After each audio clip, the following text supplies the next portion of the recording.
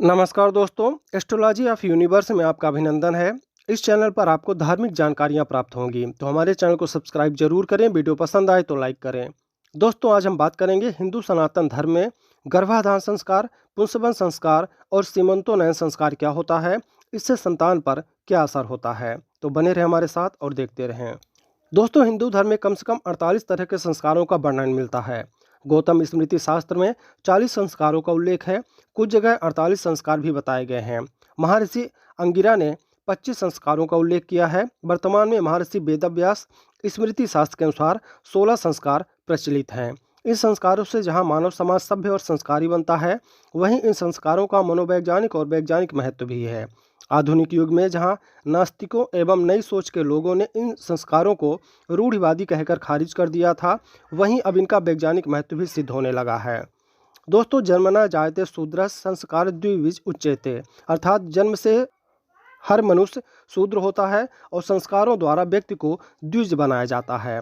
16 संस्कारों के नाम इस प्रकार से हैं: गर्भाधान संस्कार, पुंसवन संस्कार, सीमंतोनयन संस्कार, जात कर्म संस्कार, नामकरण संस्कार, निष्क्रमण संस्कार, अन्नप्राशन संस्कार, मुंडन संस्कार, कर्णवेधन संस्कार, विद्या आरंभ संस्कार, उपनयन संस्कार, वेदारंभ संस्कार, केशांत संस्कार, संवर्तन संस्कार, विवाह संस्कार और अंत्येष्टि संस्कार। सबसे पहले बात करते हैं गर्भाधान संस्कार के बारे में।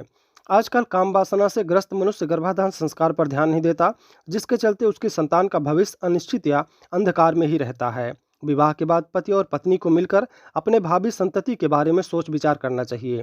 बच्चे के जन्म के पहले स्त्री और पुरुष को अपनी सेहत को और भी ज़्यादा चंगा करना चाहिए। इसके बाद बताए गए नियमों, तिथि, नक्षत्र आदि के अनुसार ही बालक के जन्म हेतु समागम करना चाहिए। यह बहुत ही पवित्र कर्म होता है, लेकिन यदि आप इसे काम वासना के अंतर्गत लेते हैं तो यह अच्छा नहीं है। उत्तम अन्न ग्रहण करने, पवित्र भावना रखने, प्यार और आनंद की स्थिति निर्मित करने से हमारे शरीर का गुण धर्म बदल जाता है। उत्तम संतान प्राप्त करने के लिए इसलिए सबसे पहले गर्भाधान संस्कार करना होता है, जिससे पवित्र भावना का विकास होता है। तब माता पिता के रज एवं वीर्य के संयोग से संतान उत्पत्ति होती है। यह संयोग ही गर्भाधान कहलाता है। स्त्री और पुरुष के शारीरिक मिलन को गर्भाधान संस्कार कहा जाता है। गर्भ स्थापना के बाद अनेक प्रकार के प्राकृतिक दोषों के आक्रमण होते हैं, जिनसे बचने के लिए यह संस्कार किया जाता है, जिससे गर्भ सुरक्षित रहता है। विधिपूर्वक संस्कार से युक्त गर्भाधान से अच्छी और सुयोग्य संतान उत्पत्ति होती है। विधिपूर्वक संस्कार से युक्त गर्भाधान से अच्छी और सुयोग्य संतान उत्पन्न होती है। इस संस्कार से वीर संबंधी पाप का दोष जो होता है उसका नाश होता है, दोष का मार्जन होता है, क्षेत्र का संस्कार होता है। यही गर्भाधान संस्कार का फल है। गर्भ बीज और आधान यानी गर्भाधान स्थापना। दीर्घायु संतान के लिए यथाविधि यथा समय बीज की स्थापना करनी चाहिए, जिसके लिए स्त्री की उम्र कम से कम प्रथम रजोदर्शन से 3 वर्ष बाद ही होना चाहिए।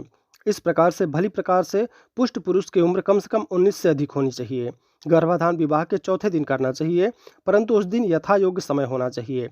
स्त्रियों तथा यथोक्त ऋतुकाल अर्थात गर्भाधान करने का समय रजोदर्शन से 16 दिन तक की अवधि का होता है। उक्त संबंध में पहले विस्तार से इसका ज्ञान अर्जित कर लेना चाहिए। अब आइए जानते हैं गर्भाधारण के बाद क्या करें। दोस्तों, गर्भ में शिशु किसी चैतन्य जीव की तरह व्यवहार करता है। वह सुनता है और ग्रहण भी करता है। माता के गर्भ में आने के बाद से गर्भस्थ शिशु को संस्कारित किया जा सकता है। हमारे पूर्वज इन सब बातों से परिचित थे, इसलिए उन्होंने गर्भाधान संस्कार के महत्व को बताया। महर्षि व्यास ने कहा है कि मन का प्रसन्न और पुष्ट रहना गर्भाधारण के लिए आवश्यक है। इसीलिए स्त्री एवं पुरुष को हमेशा उत्तम भोजन करना चाहिए और सदा प्रसन्न चित्त रहना चाहिए। गर्भ की उत्पत्ति के समय स्त्री और पुरुष का मन उत्साह, प्रसन्नता और स्वास्थ्य से भरा होना चाहिए। जब तक स्त्री गर्भ को धारण करके रखती है, तब तक उसे धार्मिक किताबें पढ़ना चाहिए, आध्यात्मिक माहौल में रहना चाहिए और ज़्यादा से ज़्यादा रचनात्मक कार्य करने चाहिए। ऐसे कई कार्य ना करें जिससे तनाव और चिंता का जन्म होता हो। गर्भ में पल रहा बच्चा माँ की आवाज़ और माँ के मन के संवेदना के माध्यम से सुनता और समझता है। आपके सामने अभिमन्यु का उदाहरण है, जिसने गर्भ में रहकर ही संपूर्ण व्यूह रचना को तोड़ना सीख लिया था। अतः माता जितना खुद को शांत रखते हुए रचनात्मक कार्यों में अपना समय लगाएगी, बच्चा उतना ही समझदार और शांतचित्त का होगा। यदि आपने बच्चे की परवरिश गर्भ में अच्छे से कर ली, तो समझे कि उसका आधा जीवन तो अपने आप ही सुधार दिया। अतः यह याद रखना चाहिए कि गर्भ से लेकर 7 वर्ष की उम्र तक बच्चा जो भी सीखता है, वही उसकी ज़िंदगी की नींव होती है।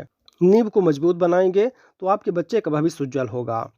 स्त्री और पुरुष जैसे आहार, व्यवहार तथा चेष्टा से संयुक्त होकर परस्पर समागम करते हैं, उनका पुत्र भी वैसे ही स्वभाव का होता है। अब आइए बात करते हैं कि पुंसवन संस्कार क्या होता है। हिंदू धर्म संस्कारों में पुंसवन संस्कार द्वितीय संस्कार है। पुंसवन संस्कार जन्म के 3 माह के पश्चात किया जाता है। पुंसवन संस्कार 3 महीने के पश्चात इसलिए आयोजित किया जाता है क्योंकि गर्भ में 3 महीने के पश्चात गर्भस्थ शिशु का मस्तिष्क विकसित होने लगता है। पुंसवन संस्कार एक हष्टपुष्ट संतान के लिए किए जाने वाला संस्कार है। कहते हैं कि जिस कर्म से वह गर्भस्थ जीव पुरुष बनता है वही पुंसवन संस्कार है।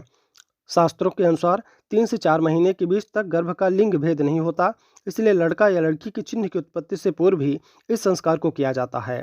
हिंदू धर्म ग्रंथों में पुंसवन संस्कार को पुत्र प्राप्ति से भी जोड़ा गया है। स्मृत संग्रह में यह लिखा है कि गर्भाद भावेच पुषन्ते पुंसत्वस्य प्रतिपादनम, अर्थात गर्भस्थ शिशु पुत्र रूप में जन्म ले इसलिए पुंसवन संस्कार किया जाता है। दोस्तों, धर्म ग्रंथों में पुंसवन संस्कार करने के प्रमुख उद्देश्य मिलते हैं। पहला उद्देश्य संतान प्राप्ति और दूसरा स्वस्थ, सुंदर तथा गुणवान संतान पाने का है। पुंसवन संस्कार का उद्देश्य बलवान, शक्तिशाली एवं स्वस्थ संतान को जन्म देना है। इस संस्कार से गर्भस्थ शिशु की रक्षा होती है तथा उसे उत्तम संस्कारों से पूर्ण बनाया जाता है। इस संस्कार में एक विशेष औषधि को गर्भवती स्त्री की नासिका के छिद्र से भीतर पहुंचाया जाता है। हालांकि औषधि विशेष ग्रहण करना जरूरी नहीं, विशेष पूजा और मंत्र के माध्यम से भी यह संस्कार किया जाता है। जब 3 माह का गर्भ हो तो लगातार 9 दिन तक सुबह या रात्रि में सोते समय स्त्री को एक विशेष मंत्र अर्थ सहित पढ़कर सुनाया जाता है तथा मन में पुत्र ही होगा ऐसा बार बार दृढ़ निश्चय एवं पूर्ण श्रद्धा के साथ संकल्प कराया जाता है तो पुत्र की उत्पत्ति होती है। अब आइए जानते हैं सीमंतोन्नयन संस्कार क्या होता है। जब महिला का गर्भ 6 माह का होता है तब आने वाले शिशु के लिए सीमंतोन्नयन संस्कार किया जाता है। इस संस्कार के जरिए गर्भवती महिला और शिशु को मानसिक बल प्रदान करना होता है, साथ ही सकारात्मक विचारों का विकास करना भी होता है। इसी दौरान शिशु को गर्भ में ही सभी को सिखाया जा सकता है क्योंकि वह सब सुनता है और समझता है। अतः 6ठे या 8वें महीने में संस्कार करना चाहिए। सीमंतोन्नयन संस्कार में विशेष मंत्रों का उच्चारण करके विशेष पूजा विधि से इस संस्कार को संपन्न कराया जाता है। पुंसवन संस्कार के समय गर्भस्थ शिशु एक पिंड के समान होता है। 4थे माह में उसके शरीर का विकास तेजी से होने लगता है, धीरे धीरे उसके अंग बनने लगते हैं। 6 माह तक उसकी सभी इंद्रियां बन जाती हैं और तब तक माता के शरीर एवं मन में अचानक से हलचल और कुछ परिवर्तन देखने को मिलता है। तब गर्भवती महिला की सभी इच्छाएं पूरी करना गर्भस्थ शिशु के मानसिक और शारीरिक विकास के लिए आवश्यक होता है। दोस्तों, कई बार यदि गर्भवती महिला को कुछ विशेष वस्तु खाने की इच्छा होती है तो यह इच्छा उस गर्भस्थ शिशु के हृदय एवं चेतना के कारण ही होती है। अतः गर्भवती महिला की सभी जरूरतों को पूर्ण करना, उसे उचित वातावरण देने की जिम्मेदारी सभी की होती है। शिशु की शिक्षा दीक्षा के लिए इस दौरान यदि कोई सिद्ध गुरु हो तो वह इस संस्कार को और भी ज़्यादा महत्वपूर्ण बना सकता है। आजकल जो बेबी शावर किया जाता है वो पुंसवन और सीमंतोन्नयन संस्कार का ही आधुनिक रूप है। अभिमन्यु को श्री कृष्ण ने इसी दौरान चक्रव्यूह भेदन की शिक्षा दी थी। ऋषि अष्टावक्र ने भी गर्भ में ही चारों वेदों को सुन लिया था। इस संस्कार से अगर कोई प्रारब्धवश दुर्योग होता है तो वह भी टल जाता है। तो दोस्तों, ये जानकारी थी गर्भाधान संस्कार, पुंसवन संस्कार एवं सीमंतोन्नयन संस्कार किस प्रकार से होते हैं, इनको किस प्रकार से किया जाता है। जानकारी अच्छी लगी हो तो वीडियो को लाइक जरूर करें। चैनल में अगर आप नए हैं तो चैनल को सब्सक्राइब करें। हम आपके लिए ऐसे ही धार्मिक जानकारियां लेकर आते रहेंगे। मिलते हैं। जय श्री राम।